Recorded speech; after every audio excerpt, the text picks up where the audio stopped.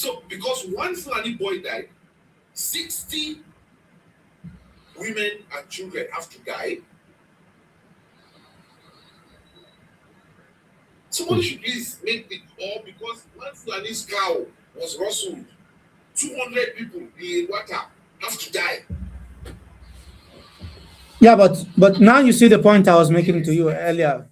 Hold on, Eric. Now you see the point I was making earlier about what he's saying is from these communities, and in most cases the Fulanis are making a case.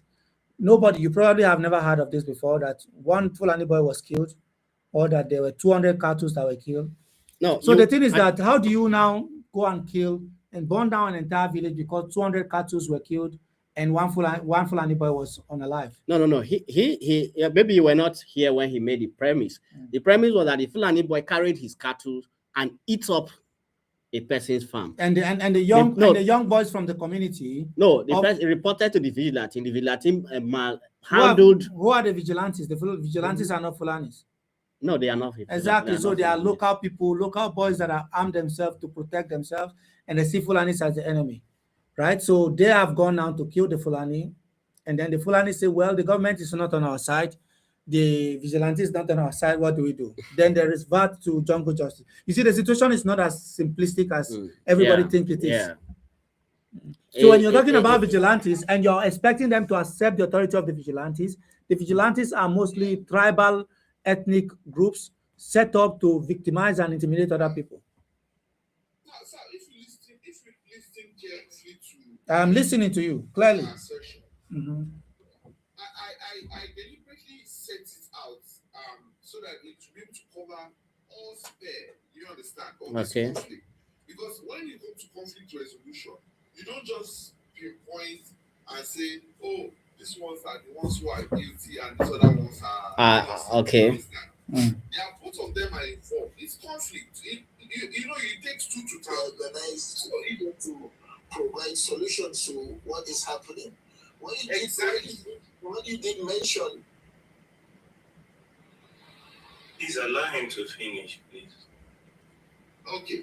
So the point I'm trying to make is, after I've highlighted these two things, the point I'm making is, because you have a higher in Nigeria. Okay, as it comes up.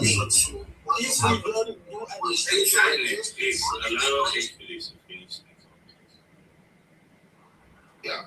So the point I'm trying to make is, if simply because you have a higher access to power, because the Fulani obviously do have a higher access to power. They have access to equipment. They have militia groups. That's the way I look at them. They have hundreds of militia groups that either operate when they like as bandits. Do you understand? They can also operate as people who do ethnic cleansing. For a fact, they have done that in the past. We have seen where they've gone into communities and literally wiped and driven people away from that community completely. So let's. It's not just about. Let's get this straight. Let's get this straight, because the same question you are putting forward now, I asked some of the leaders of the Fulanis, the Meheti Allah. The Meheti Allah are not really leaders of Fulani. They are dead. It's an organization. It's a lobby group. I think it's a pressure group that protect the interests of herders, in quote, herders. No, so basically, and they don't represent all Fulanis. So I asked them about power and their connections and why people have believed that they are victimizing other people. He's like, what are you talking about? They don't have a local government chairman in Barkin-Ladi. They don't have a councillor. They don't have anybody in the position of authority. They don't have a governor in Benue State, in Plateau State. They don't have those power structures in Benue State. If you go to Taraba, it's the same thing. And in some of these places, the Birom and the local tribes are the ones with the vigilantes. They are the one with everybody. And yet, they don't have a president. They don't have people. They don't. Hold on. The chief of. Hold on. They don't have a president. They don't have a president. Is there a president that represents the Fulani people in Nigeria? The president of Nigeria is not Fulani. He's not out there seeking the interests of Fulanis in quote. And even if you have a president that is quote unquote Fulanis, the power structures at the sub-national level, including that of the governor, It's not on their side. So why are we blaming the Fulanis, in this aspect? This is all I'm asking for. Why? Okay. Hold on, please. You took words out of my mouth. You're going too far. Let's leave the influence of the Fulani man in Nigeria out of this equation. Now, let's take it to far away Central African Republic. Listen carefully. You see, the way you guys look at the Fulani in Nigeria, the Fulani, his existence in Nigeria, the ones you are seeing in Nigeria, are the ones that have settled. Do you understand? The Fulani has different clans. The ones who migrate, who are constant in migration, listen carefully. They come all the way. They don't see your borders. Do you understand? Now, we have Fulani, Mr. Sam, listen. The influence of the Fulani man, hold on, comes all the way from Futajalo in Guinea. You find them all the way in Ghana. You find them in Central African Republic. You find them in Burkina Faso. These are all Fulani people. And the same problem also. This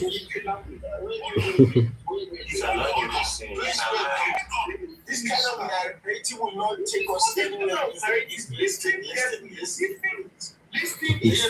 Order. Order.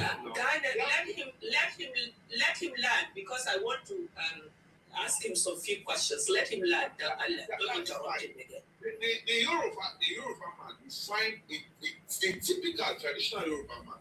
You find them all across Togo. You find them in the Republic. Make your point succinct. In Nigeria. The point I'm trying to make here is the influence that you think they don't have in Nigeria. They can import those influences. Those influences are import across the Fulani man who makes constant incursion into the Nigerian geographical location, all the central area, from Middle Belt down to all these places that you have conflict today, down to Kwara right now. Kwara is hot at it. It's a new development. So you cannot attribute those things to say squarely is because the Fulani needs land to graze. No. They are only showing us their strength. They are very powerful. They believe that they are very powerful people. Listen, they believe that they are very powerful people, and whatever you do, you are not. They see themselves. They have a superiority mindset. I'm telling you the truth. They have the mindset of a typical what's it called? The pastoralists and Fulanis. They believe that they are superior. They own that portion of land wherever they are. Entire West and Sub-Saharan Africa, we are subhumans. We that are traditionally natives are subhumans. That's the mentality they have. When you see them with their cows, they have the superiority mindset. And that's why when they invade your farm, this is your narrative. Please, this is not the I think. Hello, I think he has made his point. Hello, I think he has. Please, I think you have made your point. You have made your point. I think you have made your point.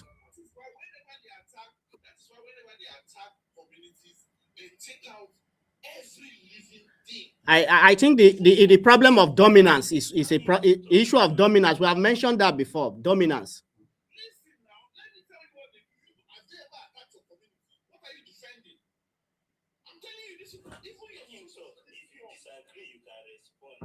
Lower your tone. I don't know why you're screaming. All right. Let's get some guys. Mods, if you're there. I think moderation. Nobody should speak more than a minute or so. A minute or so. If you have made your once point, you make your point, it should be okay. Thank you, Liz. Guynet, you want to speak quickly so we can go back to the. No, hold on. No, hold on. Guynet, if you can make your point quickly, let's go to the guest and then we can go to Flawless. We can go to Middle before Flawless. Go ahead. I just want to put some put some decorum in this mature discussion that we're doing. Mm. We are not talking about specific cases. Yes, people can bring specific cases, but don't come here with your own opinion or what you think as the holy grail. No, please. Like very good example, when we are claiming that the Fulanis are all over the place, that's not an issue. A Fulani in Nigeria who is in Enugu State or even in Kwara State has never been to Adamawa, does not even know how to speak Hausa. Rather, he speaks Yoruba also. We have a lot of them like that. The same thing when you go to the Fulani in Guinea, in these places and go. So don't be coming here to say that no, the Fulanis are dominant. That mentality, please, we shouldn't be projecting this mentality. We're all human, we're all equal before the law of the land which we find ourselves. That is how we should have our conversation. But one quick one before we go to Midu is the idea. I think we're missing the point, and we are gish galloping and moving from one point to another, which is the issue of power within the structures of the state. You guys keep insisting that the Fulanis are very connected and they're powerful and so on and so forth. And I look at the apparatus of the state, I look at the structures of the institutions of the state. The Fulanis, most of these Fulanis, most of them are headers. Of course, you have them in government, don't get me wrong.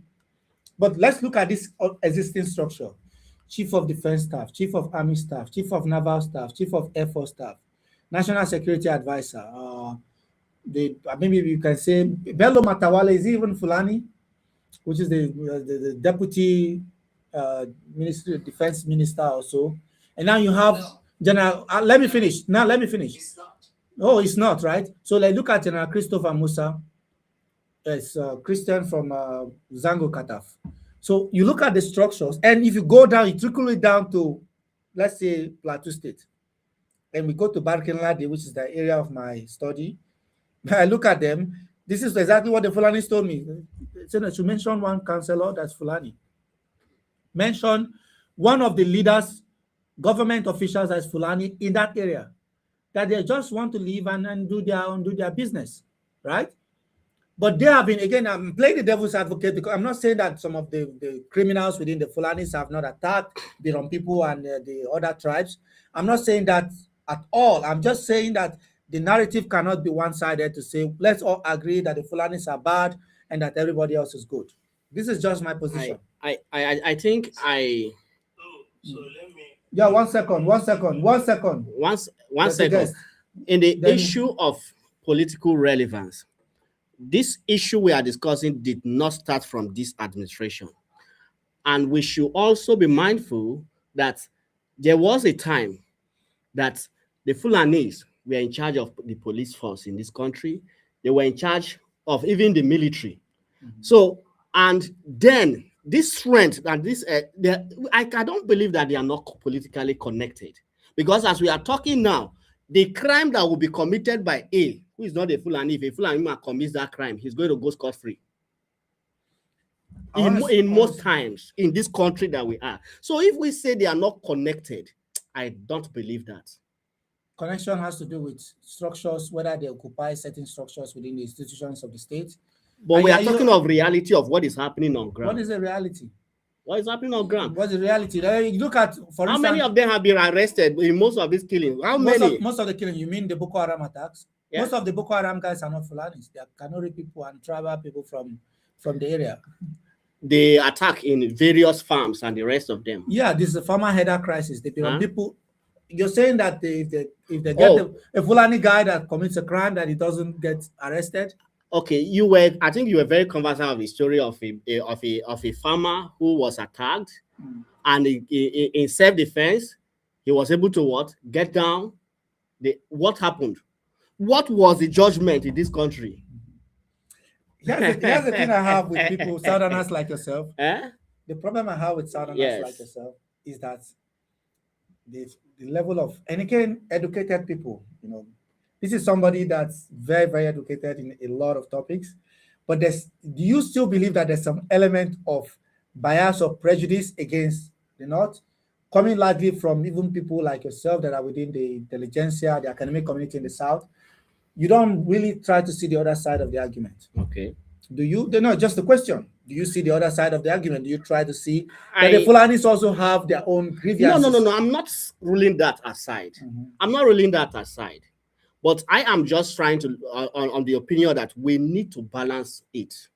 That, we say, they politically, they are not. No, I don't want to accept that, because I believe there was a time, government is not static. It's dynamic. So today we might have a structure that is not in favor, but yesterday we had a structure that was more of their favor, of their favor, and they actually boosted the kind of political relevance and power at the time.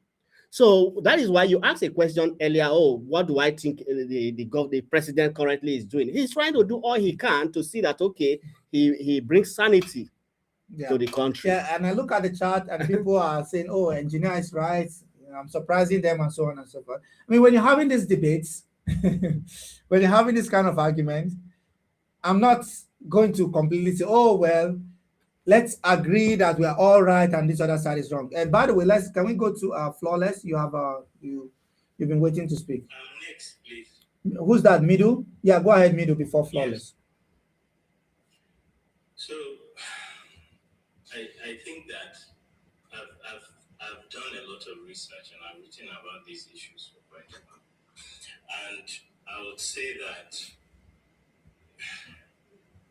in order to capture the entire thing, we also have to, look at the fact that the Fulani elite do not seem to have a general consensus on what the issue is.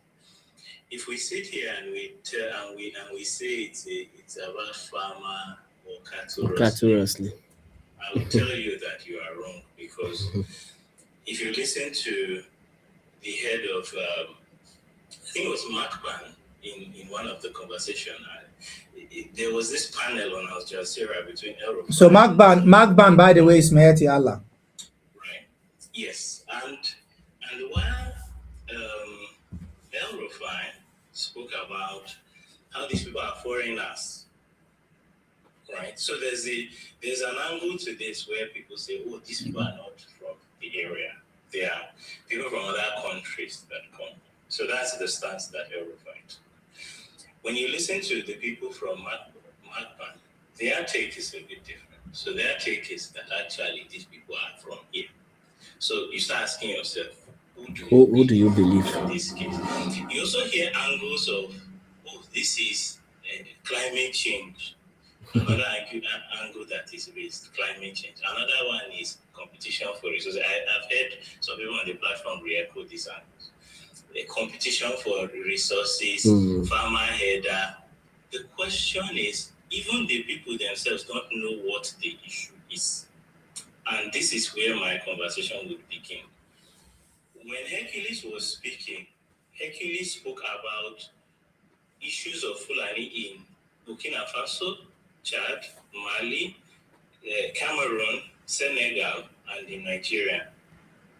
And the other person responded and said he wasn't factual. There's an issue that the Fulani ethnic group has to agree. If you read research from the International Crisis Group, they have spoken about how a lot of terrorist groups recruit from the Fulani ethnic group. So the Fulanis actually have to deal with that conversation. That is not what I want to discuss here, but I want to mention that that is relevant for the Fulani ethnic group.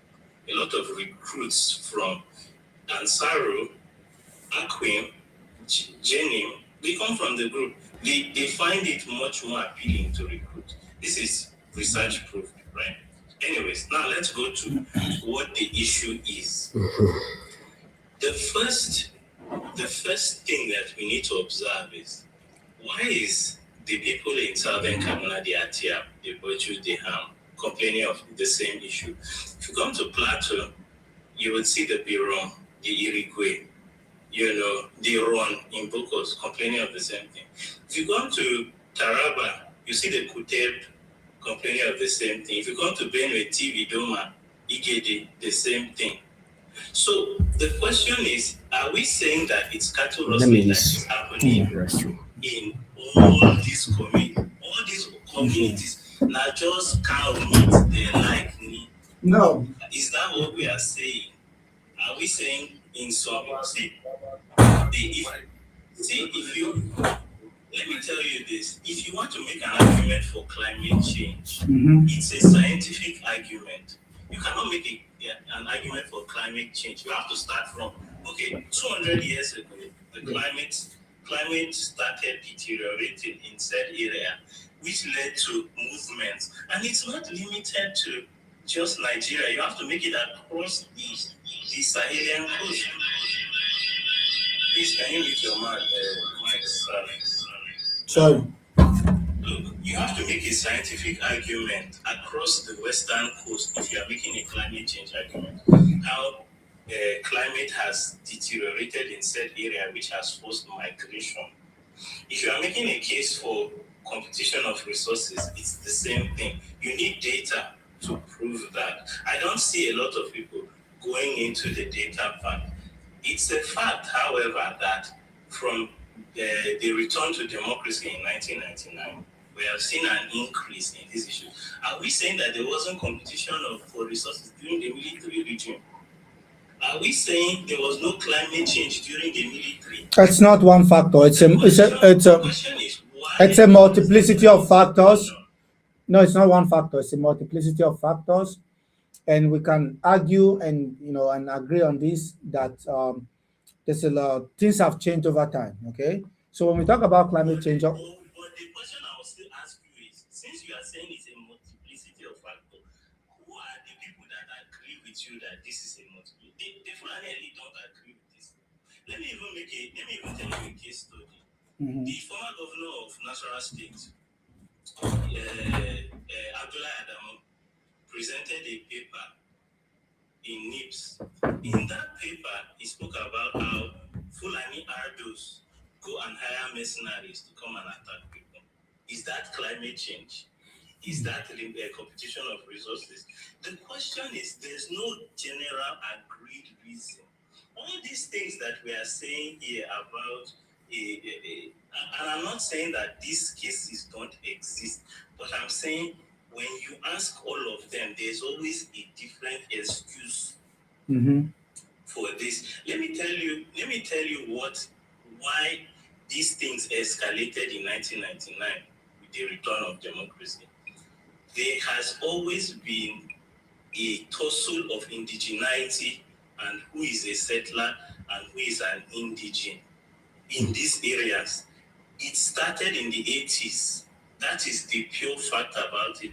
If you go earlier than the 80s and 70s, you would see them in the colonial era, indigene settler dynamics. My father came here, so I am from here. Those dynamics settled for a while and they picked up. That's why you see Zangon Kataf happened. Then the elections in Jos in 1994. Then in Taraba, you see it in 1995. In Southern Bauchi, Tafawa Balewa in 1991. So we have to admit that these issues initially began over contest of who is native to a place and who is not. And then following the return to democracy, a lot of groups armed themselves and have started attacking communities. That is getting to the crux of the matter. But that's not a silver bullet. You're making it look like it's The fact of it is, if you ask a Fulani person, are you native to here or not? He will tell you he is. There's a contest over Fulani are the indigenes of land. The rightful owners of the land. The indigenes will tell you they are not. Okay. This is before all these militia attacks. Good evening. Yeah, good evening. Can I talk, please? Yeah, 1 second. Can we hear from Flawless? It's terrible. Zara, before you speak, can we hear from Flawless? Flawless has been waiting. Go on, Flawless. All right. Middle belt, are you done? They don't cut me now. Go ahead, No, Florence. if you have something else to say, because what I'm going to No, say it's fine. is very long. Actually, my network is terrible over here. I don't know whether you guys can hear We me. can hear We you. can hear you clearly. But just can you hold on a second so we can hear from Florence? She's been waiting patiently. Hello. I think you need to mute her at post. Yeah, Mods can mute her. Mods, go ahead and mute her, please. Good evening, everyone. And the host, I'm glad you said you are in Bariki Ladi and you're doing research and what have you. I just came in, like I said, I heard the conversation and I decided to stop IPM. You see, generalization and stereotype is a very, very dangerous thing. And that is the problem that is going on social media all over. Like some of the people making even comment about the Fulanis have never even met the actual Fulanis in the bushes. They have no clue how they do. You just read and see what is being posted on social media. You assume that's who they are. Regardless of that, let's start from Jos. I'm glad the host, you said you are in Bariki Ladi. No, I visited Barking Ladi and stayed for 5 days. I was in Barking Ladi for about 5 to 6. No, I was in Barking Ladi about 3 weeks ago for about 5 to 6 days. I saw your video when you were interviewing people. Okay. And I'm glad that you're going around and talking to people, because that is how people should be doing that, to sit in their corner that they never even been to the north and assume this is who we are in the north. But let me just talk to this for me firsthand. 2009, you remember the crisis of Birom and Fulani in 2009? Yes. Do you remember it? Is it 2009? Is it 2009? Does it have to do with the... Oh, this was way before the killings in Dogona Hawa. So you're referring to Jos, the crisis that happened in Jos. Yeah, Jos. The one that they killed. I'm talking of the killings in Bariki Ladi, between Bukur and Bariki Ladi. Remember the massacre? Yes. Yes. Okay. When Governor Muazu was when was Governor Muazu the governor of Bauchi State? Mm-hmm. When was it? Adamu Muazu. That was I don't know, from 2007. 99 2007. 2007? Yes. Yes. Adamu Muazu 99 2007. Remember that was massacre. Mm-hmm. Remember that was the when it really got bad, right? Yeah. The Fulanis were massacred, the cows were taken, and it happened. This is not, I'm doing it of a hearsay. This is our own community. This is my family that were affected. 22 people were massacred in one compound, and all their cows were taken, and that was fight between Birom and the Fulanis. Mm-hmm. And no one, not the federal government, not the state government, did anything. Adamu Muazu had to give those Fulanis a place to settle in Bauchi, till the Fulani. Up till now, most of our family members are sitting there. But let's go back to what the host asked. When people are saying that the Fulanis have power, they have this, do you know that my home, and I still have a home in Jebubasa, we've been there for 200 years. But do you know that our family members cannot get admission into University of Jos because we are not considered citizens of Plateau? We have to, all of us that went to university have to go to either Bauchi, ABU, BUK, or University of Gombe, and we're Fulanis. Do you guys know of that? And these Fulanis have been contributing more than some of those Biroms that don't do anything but drink kukudu. But that's let's not even get to that. I'm not going to degrade any tribe or anything like that, but let's the fact be known. So when we are saying the Fulanis have so much power, which power, like the host had asked? They have no recognized Ardo even in Plateau State. They have no local government councillor. They have no chairman. They have no commissioners. They never held any government office. See, they don't even allow them to attend university in Plateau. Mm-hmm. And they are contributing economically for Plateau because they own the cows and they do all that. And they pay taxes, whether you believe it or not. They pay taxes to all these places that they're staying. They're not staying for free. Fulanis are not freeloaders. No. Actually, one tribe in Nigeria that has offered so much to the government of Nigeria and collect so little are the Fulanis. Ask me why. Fulanis, there's no education for them. There's no hospitals for them. There is no anything that even the police or the security is not for them. Because whatever they are is being done, a small damage that is done, they will call a Fulani man and they will find that Fulani man, and the Fulani man will respectfully go and sell his cow and pay that fine. Because you know what? There is one pride a Fulani has. You do not point at him and say he's a thief. You do not point at him and say that he's a cheat. And you do not point at him and say he's a liar. So when they promise, they deliver. Mm-hmm. So let's go back to why this thing is the way it is today. It is negligence of the government and the security. And the fact that nobody is recognizing the plight of the Fulanis. None the Fulani, the House of Fulani, none the elite Fulanis that have become elite. Okay, that have left the Aruka and became. Nobody is looking at it. When this thing was happening in Plateau and the killings were happening, did anybody sit and talk to this Fulani that they lost everything? They lost their family members, they lost their cows. Mm-hmm. They even lost where they have lived for over 200 years. Yeah. Did anybody address it? No. Nobody addressed it up till today. Up till today, it's not addressed. So for us to sit here and try to condemn something, please understand the genesis. Don't stay in the south. That you have never been to the north. You haven't even been to the Jos or Jangom Katam or Taraba, and then just give verdict to things that you don't know of. And let's also go back to regarding the Fulanis. I'm not saying that Fulanis are not bandits, so don't quote me. And I'm Fulani 100%. I'm Fulani, my mother is Fulani, my father is Fulani, I still have Ruga, I still have cows, and I'm well educated.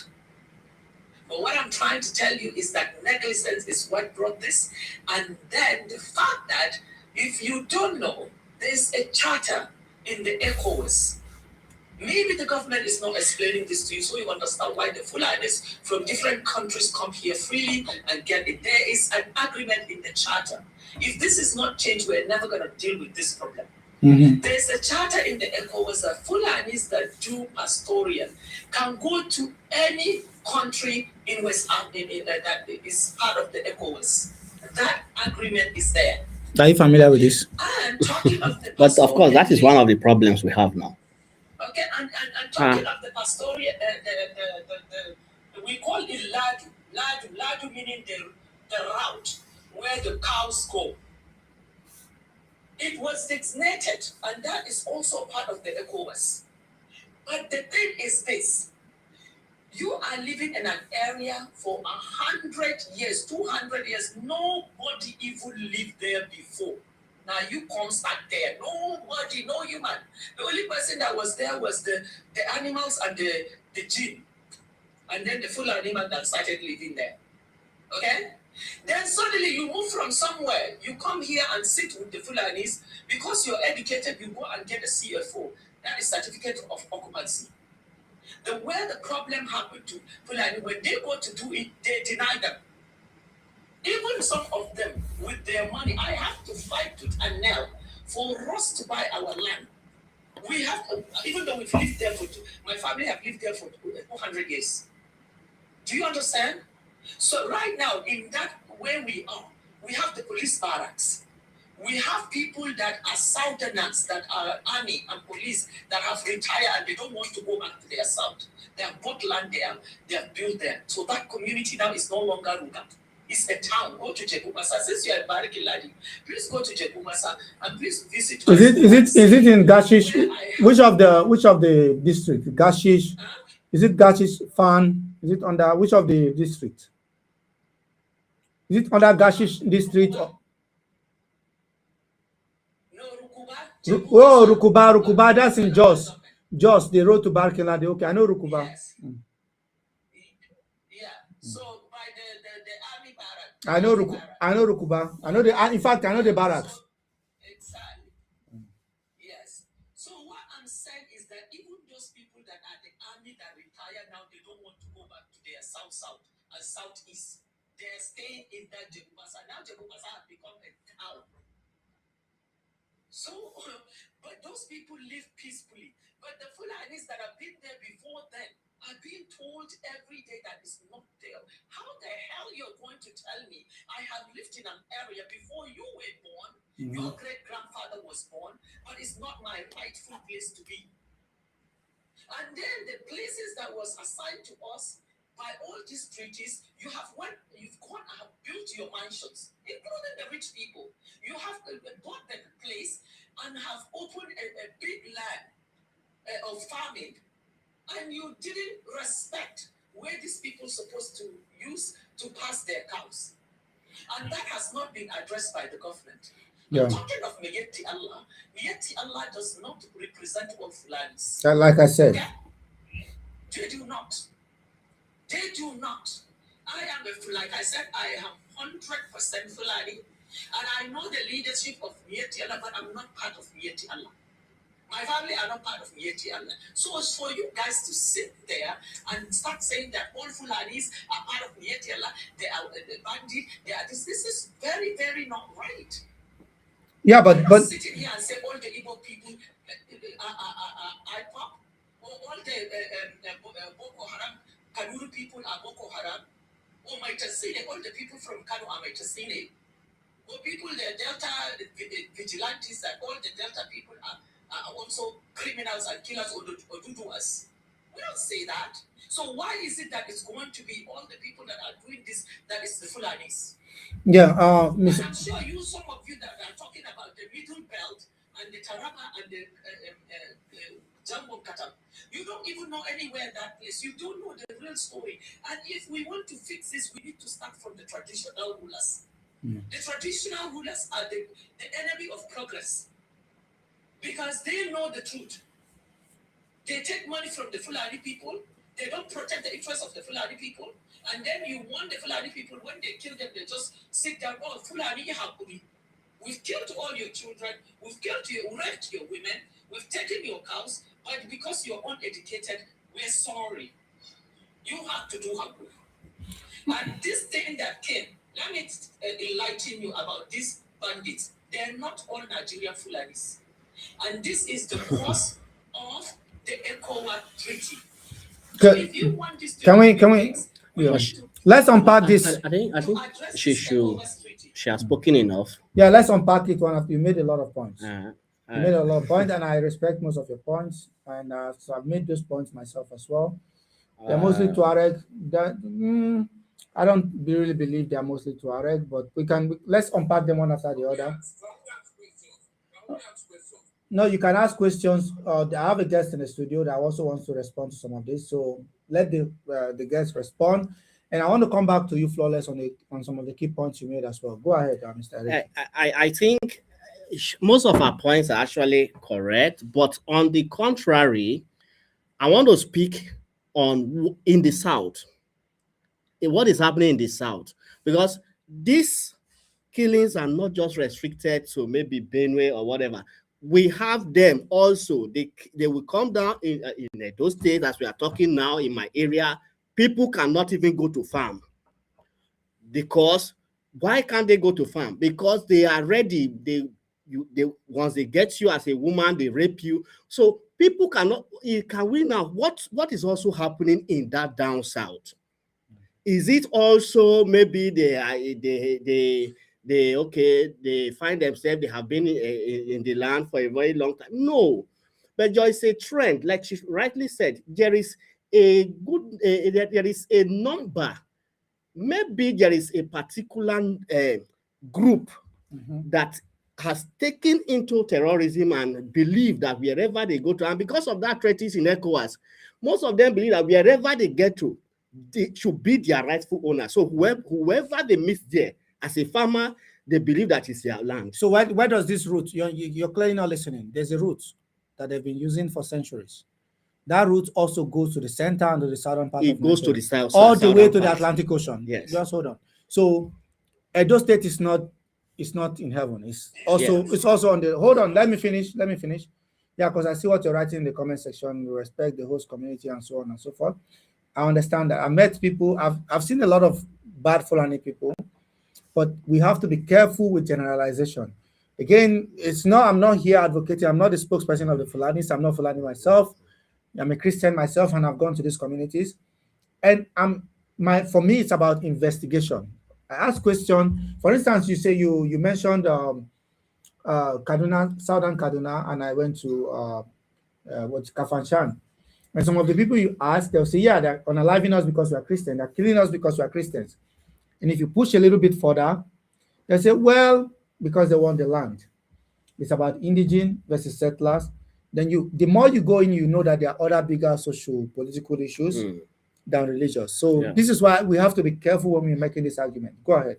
And two, she also mentioned that the traditional leaders are also not helping issue. Okay, down maybe where I will come in that wise is that even in most of these southern states, the traditional leaders will collect money from the Fulanis, and the Fulanis will settle.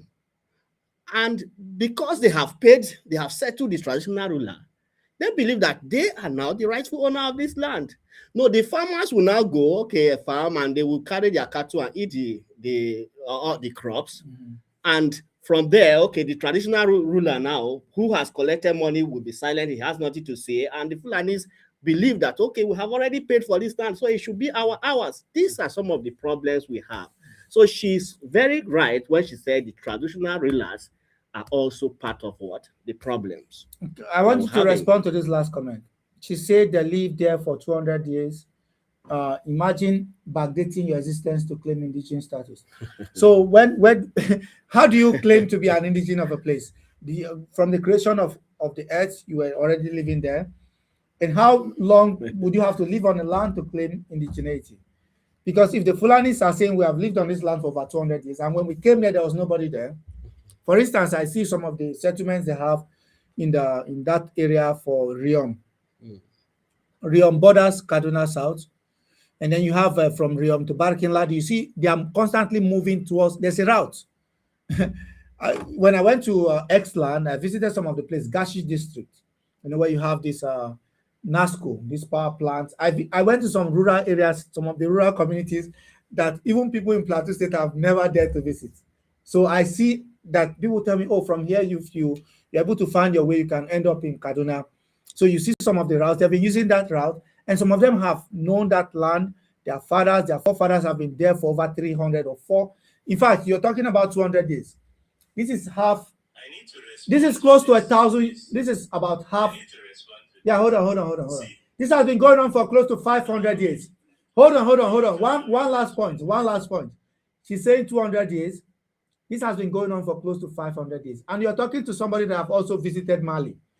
In Mopti, it's exactly the same thing. You mentioned Janim, Mujao, Katibat, Messina, and some of these groups. The Fulani people in some of those groups are minimal. I mean, maybe Katibat, Messina, because I know Amadou Kufa. You're mentioning some of the topics and you've written work on it. I have written publications on this work as well. So when you're having this conversation with me, you have to be frank. We need to understand that it's not just one factor. The Fulanis also have their own claims. The Fulanis also have their own claims. So are the local sedentary African tribes. So let's address this point where you talked about Fulani living in a particular place for 200 years. They don't live. They have been moving and migrating in and out. You are dishonest in the conversation. First of all, there are colonial records that speak about how British colonial officers in this is before the conquest. They spoke about how the Fulani, the Emir of Bauchi, warned them against crossing to the plateau area. So when you talk about these people being indigenous of this place, first of all, they couldn't cross into these territories. First of all, during the pre-colonial era, because there's clear records showing. In fact, if you read Derek Stenning's work, you would see that the Fulani could not cross into those areas. They tried negotiations, they tried agreements, all of that. Sorry. I'm not going to let this. I'm sorry. Sorry. I don't mean to interrupt. Hold on. Sorry, I don't mean to interrupt you, but I'm not going to let this slide. I think you're referring specifically to after the period after Danfodio and the lead up to Danfodio's conquest. The Fulanis have been coming into these areas way before that period. Allow me to finish to make my point so that you know where I'm going. So we have established the pre-colonial era. During the colonial era, it's another case. If you read the 1914 provincial report, the British stated that the Fulani are aliens to that place. This is a colonial document. So if you are asking about people that have lived in that area, there are colonial records that solve this issue entirely. These people were brought just like how the Southerners were brought to my thing. Let's get this straight. And the 1914 provincial report states that they are not entitled to the same rights as the indigenes of that place. So throughout the colonial era, it's quite clear who an indigene and a settler was. They gave them settler certificates. Let's not get this twisted. If they are giving you from 1900 to 1960, they give you settler certificate. Suddenly, after 1960, you can't declare indigene. Which way be that? So are we are depending, hold on. We are depending on the Europeans depending on the European archives. We are depending on the European archives to understand the history of migration and the settlement patterns and who is an indigene and who is a settler. I am coming. See, first things first, I established that in the pre-colonial era, these people were not here. How do you establish that? From the works of Europeans. Then too, when the British came, the British conducted several censuses in these areas, never established that these people are indigenous. That's the second layer to this. Let me clarify. They are not. Sir, let me explain something to you. So when the colonizers arrived, there were several conflicts, you understand, on the African or the sub-Saharan African plain, you understand. Conflicts amongst indigenes and settlers, okay? Now when they came, they observed, they noticed, they inquired this trip that you are making today. The Europeans or the colonizers had made this same trip prior to your own trip, and they came to the conclusion, you understand, that they did research, and they came to the conclusion that this one, they identified different individuals on the basis of their origin. For example, this one is a settler, this one is what's it called? A migrant. You understand?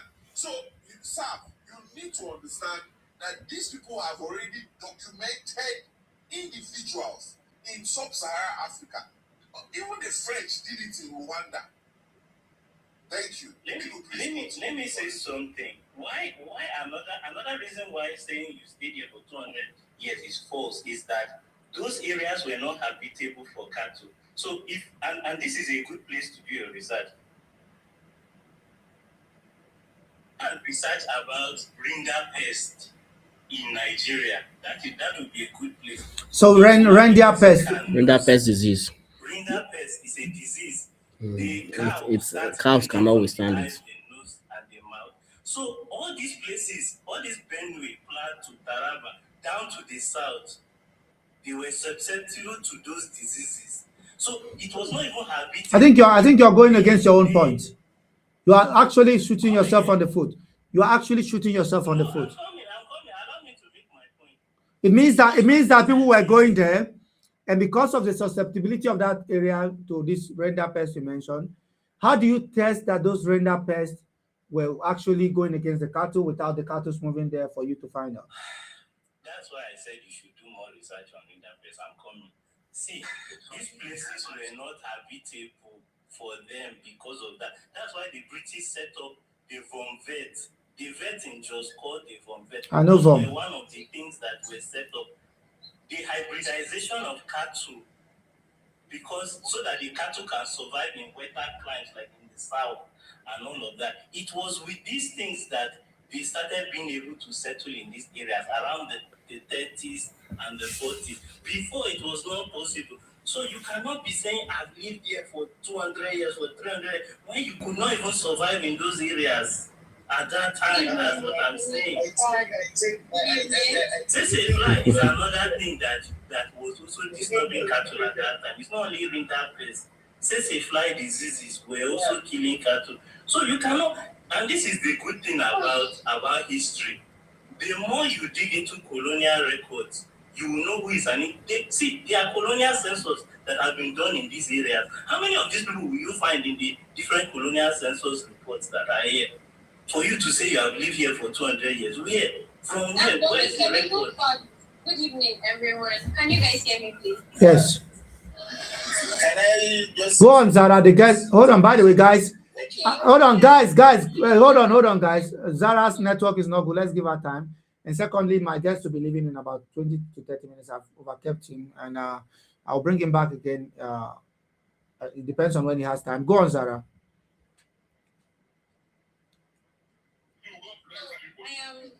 I'm Zara, and I am not Fulani, by the way.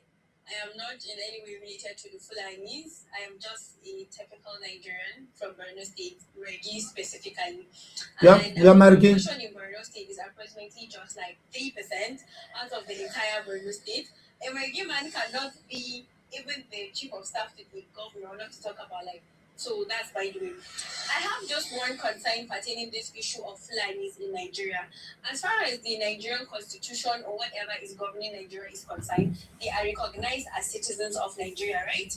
Secondly, I just made a recent research because I do study history a lot because I understand that most of us are literally like dumb. We don't know anything. We just pick up information from people we see on social media especially, and then we completely sit on it because like the colonial master said, if you want to hide anything from an African man, put it inside the book and hide it, you will never find it. So, in the statistic that we have in Nigeria is, there is no state in Nigeria that is 50% dominated by Fulanis. Let's get it straight. There is no state that is 50% dominated by Fulanis in Nigeria. Now, talking about Adamawa State is the northeastern part of Nigeria. And in this Adamawa State, it is proclaimed to be a Fulani state, yet I think currently their governor is from Michika, like he's not Fulani, and they only dominate like 3 local governments. Dominately, like it is their own, they have it. It's just 3 local governments because my mom is from Adamawa and she's also my Gibai tribe from Hong. Do you understand? Kilba are dominating, Bachama, they have like lots of tribes in Adamawa State. So Fulani don't dominate Adamawa State. Talking about Plateau State now. Okay, you guys are fighting over a land that belongs to like Nigeria. Okay, Fulanis in Plateau State, yeah. Plateau State is said to be like in the middle belt because you guys don't want to be part of the northern part of Nigeria, and then the southerners don't want to accept you guys. So it's fine. You guys are in the middle belt of Nigeria. Nobody needs southern acceptance, please. No, honestly, like I'm currently reading a book by Olusegun Obasanjo about my command. Maybe you know about the book. Like I'm reading another book. Like I have another book on Biafra. So like this is me talking from like the masters and the masterminds behind all the conflict that you are dwelling on. The Fulanis are actually like, yeah, there are bad people and good people in every society, and this is one thing that most Nigerians don't want to accept. You see, we are profiling a lot of tribes for the little people that we have met, all because, in fact, like Plateau State is a state that for me personally, and what I've experienced from what I've read, literally articles, that Plateau State is dominated by extremists, like from both parties, they are extremists. A typical Plateau man doesn't like another person from another state. That's the reality of it. I schooled in federal government college as a university state. I'm not the kind of person that stayed in one place my entire life. I've been to Plateau State. I've been to Jos, to be candid. So this is me like telling you from experience of what I know. You understand? So the issue You are of stereotyping and you know what made this I am not stereotyping. I am not See your life. stereotyping. I just me telling you that this is for a fact. You are allowed Okay, to it's a speak fact to whatever. stereotype, but you know Just let her finish. Let her finish. Just let her finish. Her internet is not good. Something that everybody knows. Among the entire people of Plateau, I'm not excluding both Muslim and Christian are extremists. And that's why they are fighting and killing themselves over and over again. Sir, can we ask questions? let me just say, let me make myself Okay. This is okay. Let's go to the political aspect of Plateau State. Let's go to the political aspect of Plateau State. Yeah, Plateau State is just that one state that has not, for me. Let's start from 2015. Now, okay, I'm an adult. I know everything. From that year till now, there is no. Let's even talk about there's no. They have not had a Muslim governor. Not to talk about the same Fulani that you all are saying that we claim. No, this is to tell you for a fact that these people are not fighting for space. Let's go back now to the agriculture and demography of that place. In a general setting of, you are saying that okay, the colonial master said that they are aliens, saying that the colonial said no be aliens for our country. Do you understand? Let's forget that part, chap. Okay, in every when I don't know much of agriculture, but since this incident of Fulani trying to do whatever, I'm currently in Bauchi State. Why is there no tension in For the past Sokoto 10 State? years I have stayed in Bauchi State. My parents worked in Bauchi State. Kano There has State. not been issue of farmers and herders clashes till in 2025. Guess what? The governor of the state is selling out lands that are meant to be in the map and the demography of this country. There are routes that are supposed to be for animals, not just cows, including camels, including our sheep, the way we get rear for house. Do you understand? There are supposed to be routes for this animal. But because of politics, and then is relating to everything in this country, they are privatizing every land in this country. Understood? Now, these people don't have routes for them to pass. And of course, they cannot be on the road. Some will choose to be on the road, and that's why we are having crazy ass accident between cows and our drivers. But there is I'm not justifying anybody's. Do you understand? I'm not justifying anybody's action. This are recent Let me happenings see we're the talking evening about. if I come back. If I go to the university. Zara, As soon as I just go. one question. Yeah. Okay, so you made your submission. Just one question. Zara, Yes? please. Yeah, please. The question we are making a submission. Hold on now. But if I'm free tomorrow, I'll call you. With this match, Zara, with please this match, explain I'll to me finish your line. that there is a justification. Okay. You understand? That there is a Okay, all right. justification All right, thank you. for All right, some appreciate group it. of individuals of Fulani extractions. You can who go into schools and take children and kidnap them and hold them hostage under the auspices of whatever reason. Are they doing it because they are Fulanis or they are doing it because they are criminals?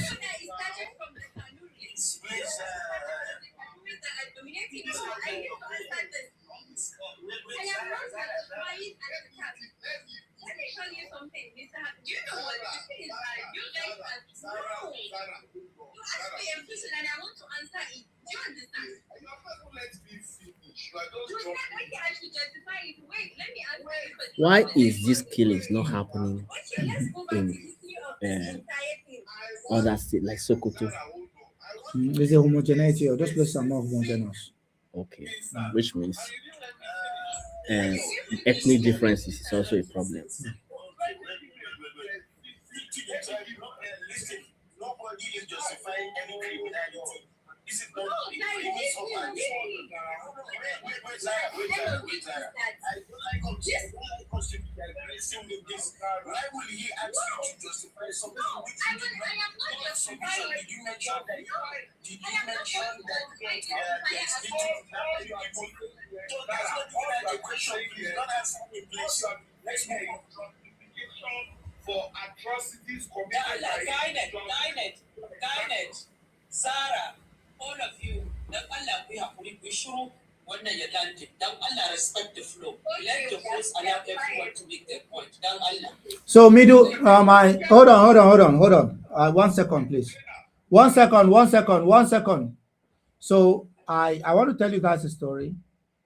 When I left Abuja, I got a camera guy to help me because the guy's a Kanuri guy. I thought he could. Can you guys hear me? By the way. Okay. Yes, we can hear you. So I got the Kanuri guy to help me. And what happened is that he, along the way, he said he was tired, he wanted to go back. So I visited this place called, what do you call it? Tafawa Balewa, the local government of Tafawa Balewa. And I went to Tafawa Balewa, like, okay, where's the capital? They said the capital of Tafawa Balewa have been moved to Bununu. Why? Because they're fighting, I think around the period of 2014 or 15. And they proudly told me that not one single Muslim is living there, and that not one single Fulani is living there. I said, why? He said, we drove them out because they're troublesome. And this is not, my friend here, Mr. Ariki, does not know about this. Do you picture a scenario where Christians in the northern part of Nigeria are proudly saying that they drove out all the Fulanis and the Muslims, and that they are proud to say that not one Muslim will be allowed back into that community? This is one of the most important local governments in Bauchi State. I think I don't know about that. Yeah, but I'm telling you now, Okay. go and find out about Tafawa Balewa. Okay. My camera guy, hold on. Don't interrupt me. Don't interrupt me.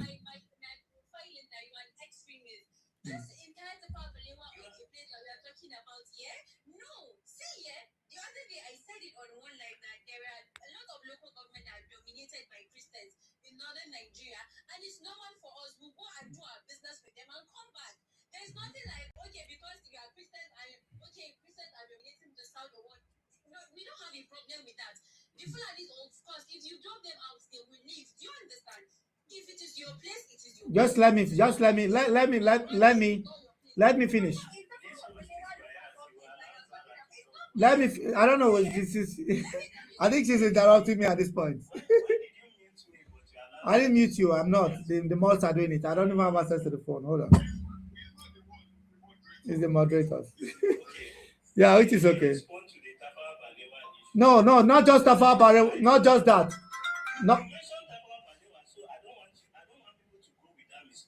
No, it's not just misconception. Hold on. I have interviews on record. Can I finish? Yeah, you're becoming defensive. That's the thing. This is not making the news because when it comes to the Fulani aspect, and again, you're talking. No, you have to let me finish. Why don't you think? Okay, go ahead.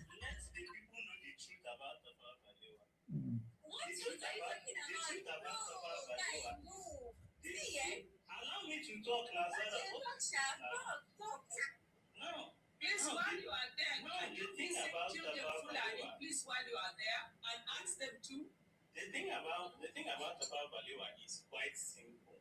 The people in Southern Bauchi have a problem where their king is not recognized in Bauchi. They have been dominated since the colonial era. If you want to read more about the Tafawa Balewa people, you will see how a lot of them were forced to be under the Emirate system. I'm coming. Allow me to talk. Allow me to talk now. What's this guidance? Guidance, let him finish. 1 second. Let me get something. Let him finish. Let him finish, for God's sake. Let him finish. Let him finish, please. Zara, can you allow him to finish?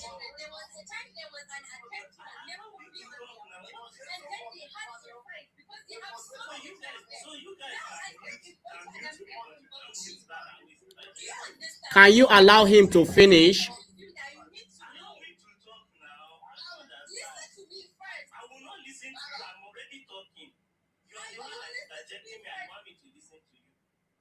I don't understand.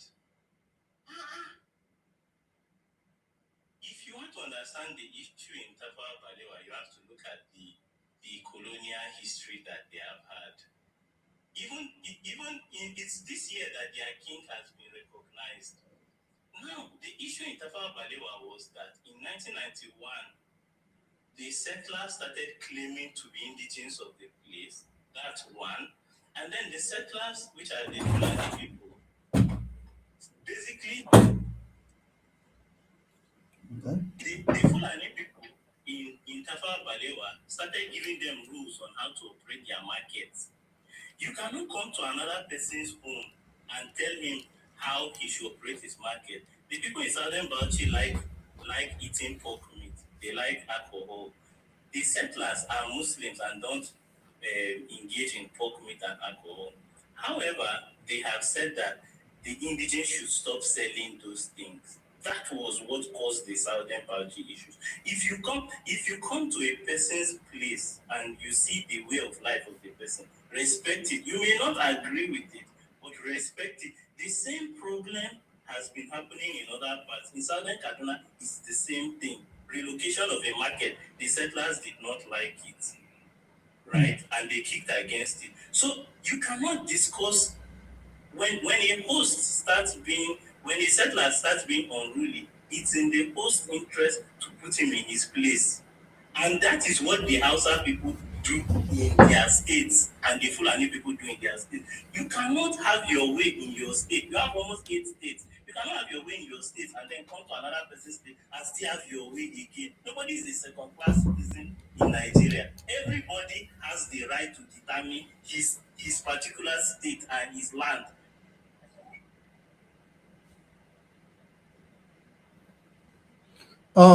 If you guys can hear me, Guidance, go on. I think it's true. It's true. Hello guys, I don't like showtime, but let us do it for the sake of doing it. Now, what this conversation is telling us is that Nigeria is still a village, it's not yet a nation. People are still thinking about their kingdoms and their chiefs and their kings and whatever. Here's my solution, simple. One, abolish all traditional houses or so-called house of chiefs and abolish them. Let all the citizens of Nigeria be one and be treated under the same rule and regulation. Two, let there be registration of every guardian human being in Nigeria, and anybody that calls Nigeria as home, which has been stated in Nigerian Constitution, anybody born before 1963 is a citizen of the country. His or his parent or grandparent born in a place called Nigeria before 1963 is a citizen of the country. Let's leave this bullshit. Let everybody has the right to buy, settle anywhere in the part of the country that he wants to be. And by the way, when you are talking about indigenous settlers and co, when did you even come to this place called Nigeria? If you are to use the German anthropologist to say that you came from somewhere and somewhere and somewhere, so you are all of you are migrants. That's the other thing. Then the last thing that you should talk about in modern society, let us forget about cattle route.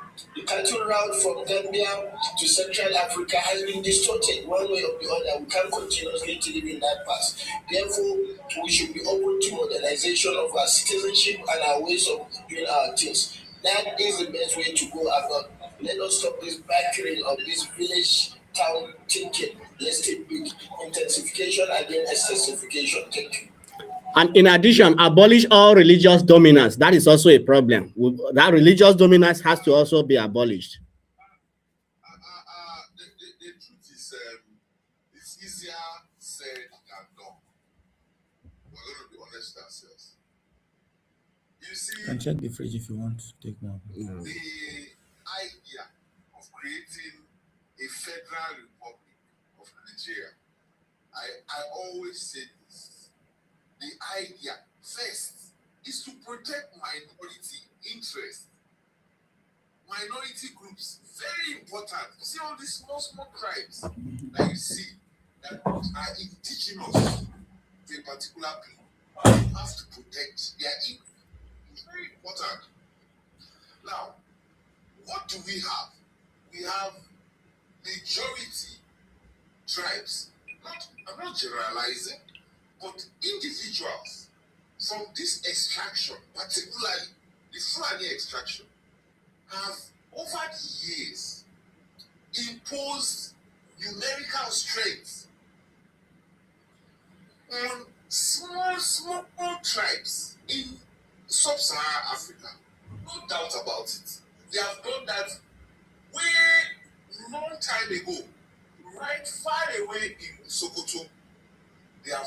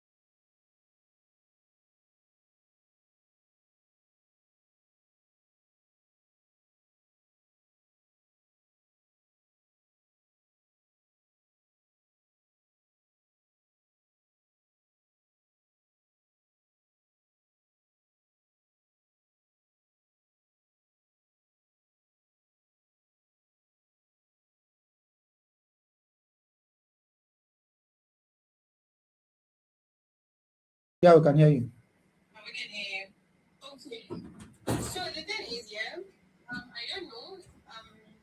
I think we need to like speak about it. But the thing is that what I know for a fact is that Fulanis are not actually the problem of Nigeria. We have so much tribalism inbuilt in us, and until we try to understand that our ancestors are not always right, and we need to like study to understand where the cause of all these issues are. Today, Kano State is a state that you cannot go out with so much peace of mind anything after 6 p.m. because of snatching of phones. You may get stabbed. A lot of all the vices that happening in Kano State, and this is a state where it's dominated by Hausa people. He said that we have about 5 governors that are Fulanis, and then we still got Plateau State. For the case of Plateau State, I believe that, okay, I don't know whether a Fulani man has ever contested. I've checked my own searchable engines and I couldn't get and contacted people. The problem is we have so much ethnic profiling on a lot of people, just like how we have ethnic profile the Igbo people, and we say that, oh, they are the problem. And the issue happening in Middle Belt is just, they want to rule this, we want to rule that, but we are not even thinking about moving the country forward.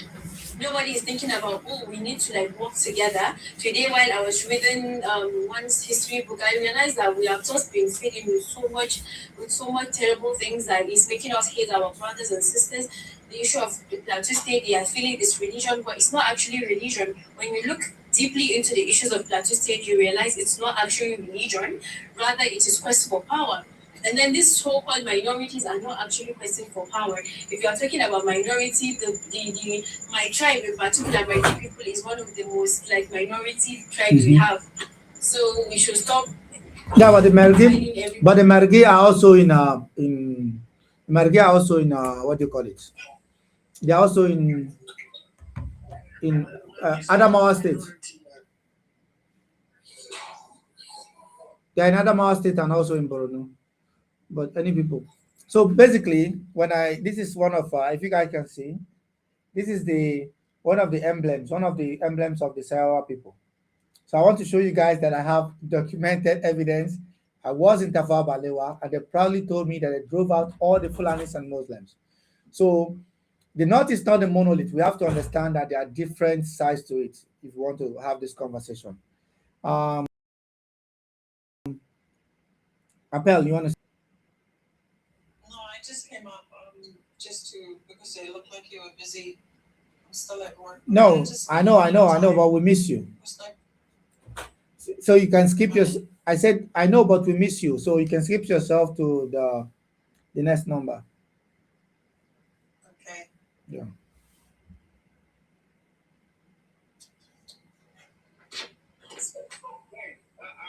need to clarify that they always, you understand, they switch places between using horses to invade villages and instill in them the fear of using religion, extremism. That's the way, because they switch places. Instead of using horses, they start using bikes. Instead of using swords, they start using AK-49 and AK-47 rifles. What they are doing is that there is a re-emergence of the conquest ideology, and whether we like it or not, that is what we have experienced culturally ever since the introduction of Islam in this country. I love the way you handled the aspect of what I said about Tafawa Balewa.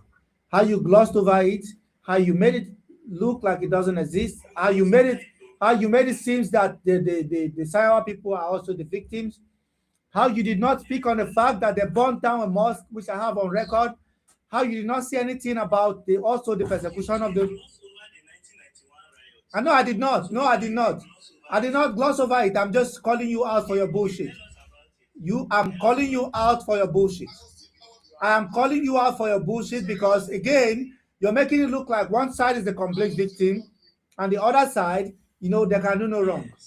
The other side can do no wrong because they're Christians and because they're not Fulanis.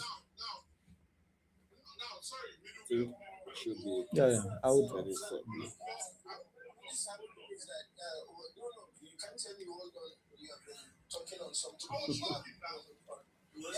This conversation will go till 12 midnight today.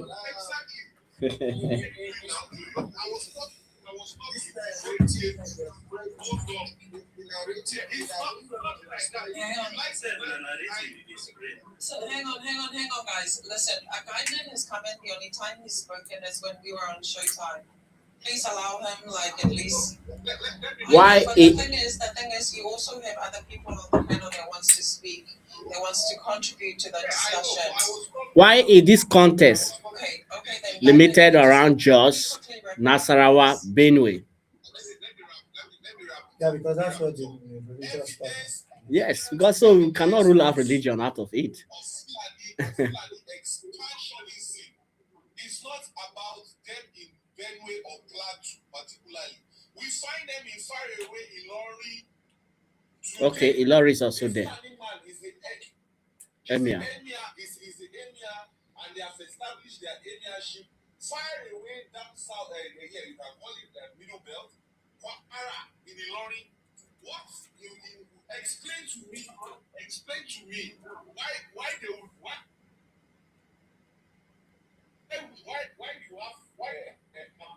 see the church. We saw them. Hold on, I'm just wait, let me finish. We saw them on carrying women from place of worship. Where have you seen Christians in any part of Nigeria go into a mosque and kept your life? Take it for example. We saw Fulani men. You will deny that as well. Removing people from churches in Parallel. You try to explain to me. Hold on. Then you try to explain to me. I will try to explain to schools. Unjustified. I try to explain. Hold on. Try to explain to me that somebody. Hold on.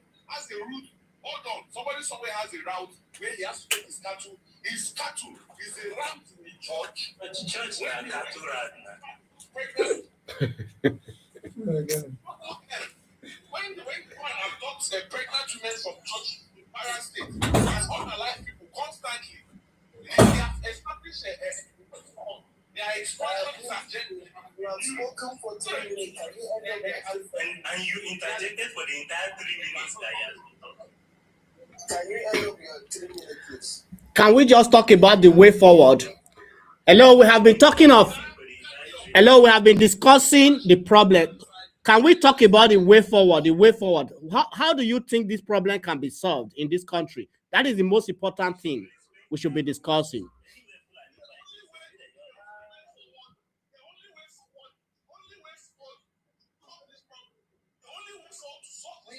Your connection is bad.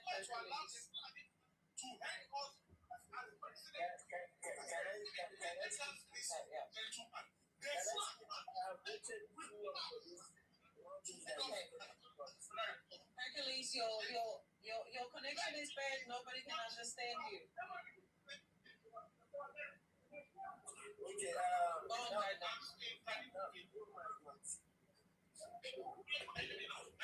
You guys, Hercules, we cannot understand you. Your connection is very bad. Yeah, but you've already spoken for 4 minutes. There's also other people on the panel. Can I just quickly say something? Like, if you're gonna, no, hang on a minute. Let me just. I understand. Let me quickly say this. Excuse me. Listen. Let me just quickly say this. You know, when I you think make I'm a- trying to shift them to try the make